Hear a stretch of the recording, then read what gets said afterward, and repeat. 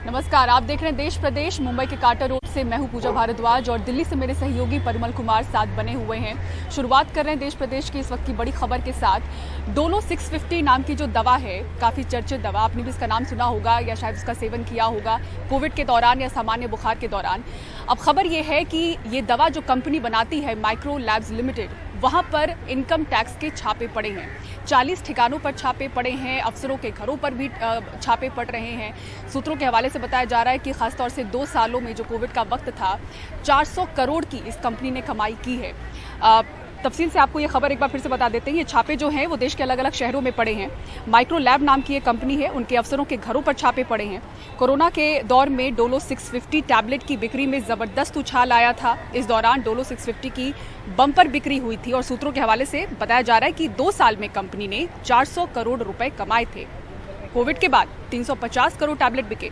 Micro lab पर आयकर चुराने का आरोप लगा है।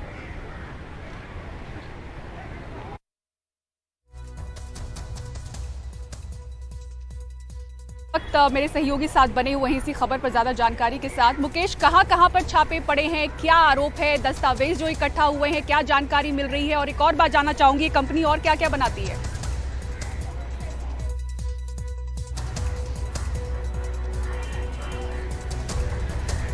अच्छा, मुकेश हमारे साथ जुड़ेंगे इस वक्त और जानकारी के लिए हमारे सहयोगी, लेकिन एक बार फिर से आपको ये खबर बता दें, डोलो 650 नाम की जो दवा है, जो आप बुखार के दौरान, सामान्य बुखार के दौरान या कोविड के दौरान जब आपको सिम्टम्स आए होंगे तो आपको डॉक्टरों ने ये दवा लिखी होगी, उसका सेवन आपने किया होगा। तो ये जो चर्चित दवा है जो कंपनी बनाती है माइक्रो लैब्स लिमिटेड, वहाँ पर आयकर विभाग के छापे पड़े हैं, कई शहरों में पड़े हैं। बताया जा रहा है 40 ठिकाने हैं, जगह हैं, वहाँ पर छापेमारी हुई है, अफसरों के घरों पर छापे पड़े हैं।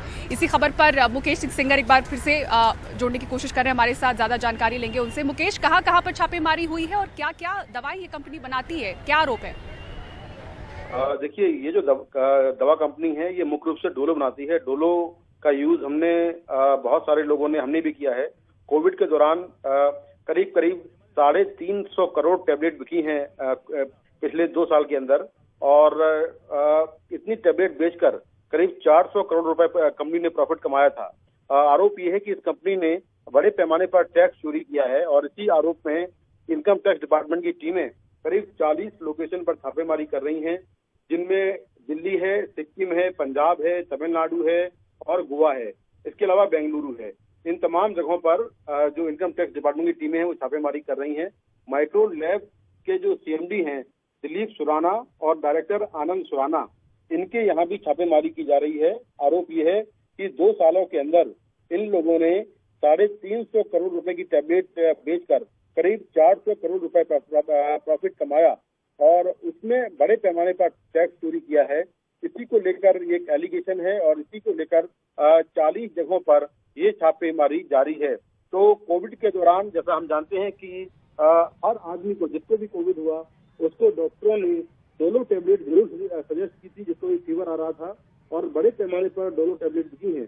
तो यही आरोप है कि 2 साल के अंदर 350 करोड़ डोलो टैबलेट बिकी, और जिसके बेसिस पर काफी सारा पैसा कमाया गया, लेकिन उसमें बड़े पैमाने पर टैक्स चोरी का आरोप है। और इसी आरोप के चलते अब इनकम टैक्स की डिपार्टमेंट की टीम 40 जगहों पर रेड कर रही है। जी,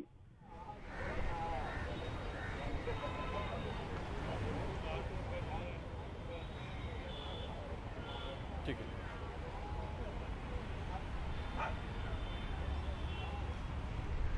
ठीक है मुकेश का बहुत बहुत शुक्रिया। अब अगली खबर का रुख करते हैं।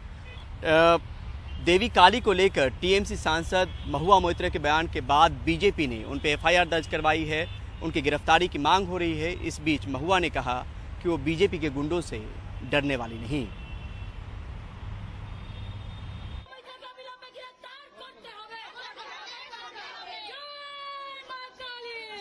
कोलकाता में टीएमसी की तेज तर्रार सांसद महुआ मोइत्रा के खिलाफ बीजेपी महिला मोर्चा की महिलाओं का प्रदर्शन।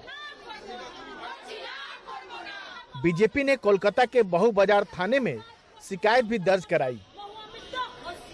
उनकी मांग है कि महुआ मोइत्रा को गिरफ्तार किया जाए।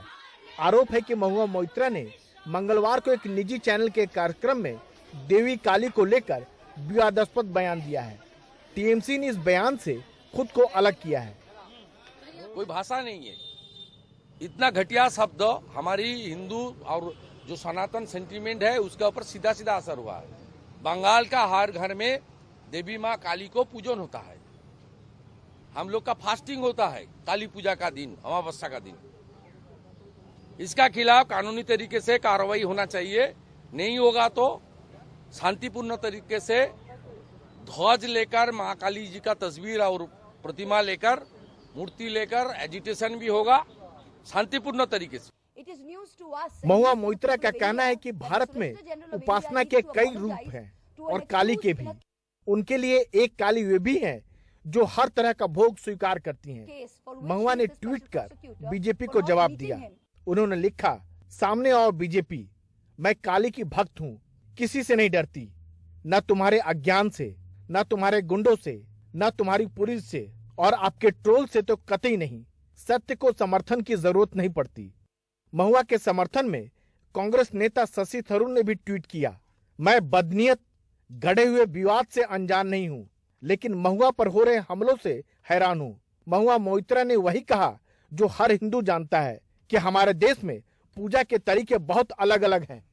देवी को कोई क्या चढ़ाता है, इससे देवी से ज्यादा भक्त के बारे में पता चलता है। अपने बयानों से हमेशा चर्चा में बने रहने वाली महुआ के लिए विवाद कोई नई बात नहीं है। इसमें कोई दो राय नहीं है कि भारत में जितने भी देवी देवता हैं उनसे भी ज्यादा उनके रूप हैं। इसी विविधता से पैदा होती है उदारता की परंपरा। हमें यह सोचना होगा कि हम बात बात पर आहत होते रहें या फिर अपनी विविधता और अपनी उदारता को बचाए रखें। नई दिल्ली से राजीव रंजन, एनडीटीवी इंडिया।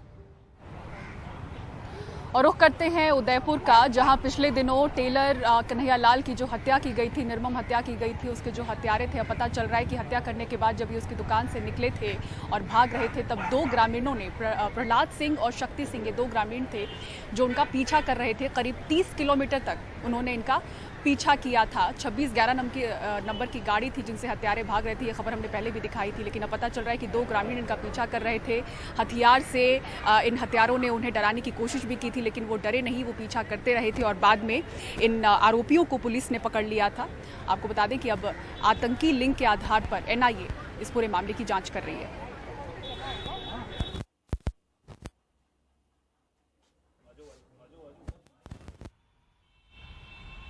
उत्तर प्रदेश के आगरा में आवास विकास कॉलोनी में पति पत्नी और बेटी ने एक साथ आत्महत्या कर ली। पुलिस को घर से एक कॉपी में सुसाइड नोट मिला है और प्राथमिक जांच में यह बताया गया है कि बेरोजगारी और आर्थिक तंगी इसके पीछे एक वजह हो सकती है। सौरभ शुक्ला और नसीम की आगरा से ये रिपोर्ट। आगरा में रहने वाले 32 साल के सोनू ने बेरोजगारी के चलते अपनी 30 वर्षीय पत्नी गीता और 8 वर्षीय बेटी सृष्टि समेत फांसी लगाकर आत्महत्या कर ली। मंगलवार रात सभी साथ में सोए थे। बेटा श्याम सुबह जागा तो उसने पिता, मां और बहन के शव फंदे से लटके देखे। इसके बाद परिजनों को घटना का पता चला। परिजनों ने तीनों को नीचे उतारा, तब तक तीनों की मौत हो चुकी थी। सूचना पर पहुंची पुलिस ने शवों को पोस्टमार्टम के लिए भिजवाया। यहाँ से एक सुसाइड नोट ही बहुत भावुक तरीके का लिखा हुआ मिला है। प्रथम दृष्टया ये लग रहा है कि चूंकि जो मृतक है उसकी पत्नी, उसकी बेटी है। मृतक पिछले काफ़ी दिनों से बेरोजगार था और अपने फादर का जो मकान है उसमें सबसे ऊपर के सेकंड फ्लोर पे रहता था। इन लोगों ने ऐसा प्रतीत हो रहा है कि कंसल्ट किया है आपस में जो सुसाइड नोट के मुताबिक, उसके बाद इन्होंने ये कदम उठाया है। बताया जा रहा है कि सोनू एक फैक्ट्री में काम करता था। 6 साल पहले उसका एक्सीडेंट हो जाने के बाद से उसका काम छूट गया था। इसके बाद उसका परिवार बेरोजगारी के चलते आर्थिक तंगी से जूझ रहा था। सोनू ने काम ढूंढने की बहुत कोशिश की पर उसे कोई काम नहीं मिला। हर रोज बेरोजगारी के चलते अवसादग्रस्त डिप्रेशन में आके लोग आत्महत्या कर रहे हैं देश के किसी कोने में। लेकिन देश में वाद विवाद सबसे ज्यादा हिंदू मुसलमान, मंदिर मस्जिद को लेकर के हो रहा है। बात बुलडोजर की होती है, रोजगार की नहीं। सेंटर फॉर इंडियन इकोनॉमी के मुताबिक पिछले 12 महीनों में बेरोजगारी का स्तर जून महीने में सबसे ज्यादा रहा है। आगरा में सहयोगी नसीम के साथ दिल्ली में सौरभ शुक्ला, एनडीटीवी इंडिया। मुंबई शहर में शुक्रवार तक भारी बरसात का अलर्ट जारी है। आज का दिन कैसा रहा मुंबईकरों के लिए, किस तरह से वो अस्त व्यस्त रहे, तस्वीरों के जरिए पूरी खबर दिखाएंगे। ब्रेक के बाद लौटते हैं जल्द देश प्रदेश में।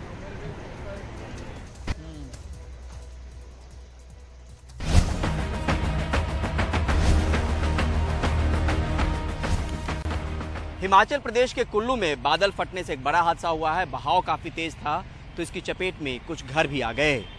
इस बात की भी आशंका है कि इसमें कुछ लोग भी बहे हैं।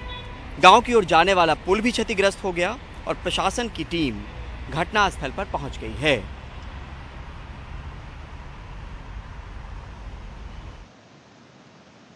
ये घटना आज सुबह 5 बजे के करीब की है, जबकि जो कि यहाँ पे चोज गांव है, मणिकरण के जो हमारी पुलिस चौकी है उसके एरिया में आता है। और इस गोहर नाला पड़ता है चोज गांव के साथ में। गोहर नाला में एकदम से बहुत ज़्यादा पानी आ गया और क्लाउड बस की वजह से बहुत ज़्यादा पानी और मक आने की वजह से जो है वो सारा ही मक जो है पार्वती नदी में चला गया, जिसकी वजह से पार्वती नदी का फ्लो में रुकावट आ गई। और रुकावट आने की वजह से जो आसपास पे हमारे वहाँ पे कुछ 2 घर थे और इसके अलावा कैंपिंग साइट्स थे, उनको नुकसान हुआ है। अभी तक कोई भी डेड बॉडी रिकवर नहीं हुई है और 4 लोग जो है लापता हैं अभी तक, जिनका हमें पता नहीं है। और अब मुंबई की बात करते हैं और तस्वीरें भी आपको दिखा देते हैं। देखिए किस तरह से यहाँ पर बारिश की शुरुआत फिर से हो गई है और तेज हवाओं के साथ यहाँ पर समंदर के पास खड़े रहना भी हमारे लिए मुश्किल हो रहा है। खैर, तो जो चेतावनी कल जारी हुई थी मंगलवार को भारी बरसात की मुंबई शहर के लिए, वो 5 दिनों की थी, यानी कि शुक्रवार तक यहाँ पर भारी बरसात की आशंका है मौसम विभाग के हिसाब से। तो आज मुंबईकरों का दिन कैसा रहा, किस तरह से वो अस्त व्यस्त रहे, जल भराव की स्थिति किस तरह से शहर में दिखी, यातायात की दिक्कत किस तरह से हुई, तस्वीरों के जरिए आपको इस रिपोर्ट में दिखाते हैं। मुंबई में बारिश लगातार दूसरे दिन भी जारी रही। शहर के कई निचले इलाकों में पानी भरा, लेकिन मंगलवार की तुलना में कम, क्योंकि बारिश भी रुक रुक कर हुई। सबसे राहत की बात दादर हिंदमाता इलाके में रही, जहां थोड़ी सी बारिश में भी घुटने तक भर जाने वाला पानी गायब था। दरअसल बीएमसी ने हिंदमाता फ्लाईओवर के नीचे और थोड़ी दूर पर लाखों लीटर क्षमता वाली टंकी बनाकर बारिश के पानी को खींचने का काम किया है। चूँकि अक्सर हाई टाइड के वक्त जब बारिश होती है तो पानी जो है समंदर में नहीं जा पाता है, तो ये पानी फिलहाल यहाँ पर स्टोर कर लिया जाता है, होल्डिंग कर लिया जाता है। लेकिन पानी और ज़्यादा हो और इसकी भी क्षमता जब समाप्त हो जाती है, तब उसके लिए इस बार व्यवस्था की गई है कि ये इस तरह के पाइप और पंप लगाए गए हैं, समरसिबल पंप लगे हुए हैं। देखिए जो चल रहा है यहाँ पर, इस समरसिबल पंप के जरिए, इस मोटे पाइपों के जरिए ये पानी पूरा यहाँ से भी खींचा जाता है और यहाँ से खींच के यहाँ से थोड़ी दूर पर प्रमोद महाजन उद्यान है, वहाँ पर एक बहुत बड़ा टैंक बनाया गया है। उस सभी पानी को इन बड़े बड़े मोटर के जरिए जो है कि वहाँ पर भेज दिया जाता है होल्डिंग पे। तो पानी वहाँ होल्ड रहता है तब तक, जब तक कि बारिश बंद न हो या फिर हाई टाइड खत्म नहीं हो।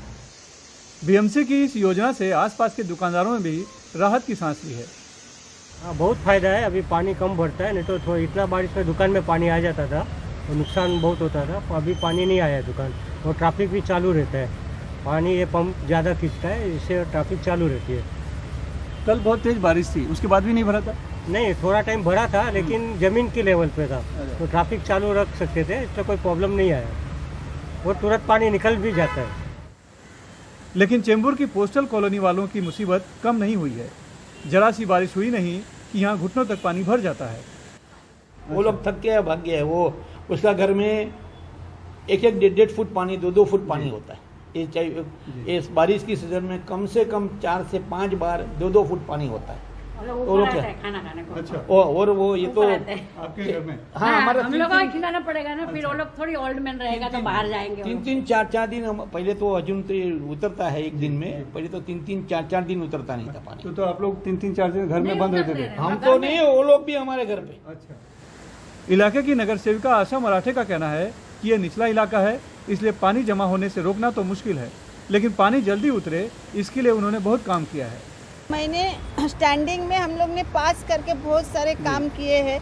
एक साइड का अभी भी ड्रेन बांधने का बाकी है, और जो माहौल पंपिंग स्टेशन है और मेगा सिटी नाला है, उनका पानी बैक मार रहा है। वो जो काम हो जाएगा तभी इधर का और भी फर्क आ जाएगा। इस सब के बीच चूनाभट्टी इलाके में एक चट्टान गिरने से पहाड़ी के नीचे बने 3 घर उसकी चपेट में आ गए। हादसे में 3 लोग जख्मी हो गए हैं। मुंबई से कैमरामैन संजय मंडल का सुनील सिंह, NDTV इंडिया के लिए।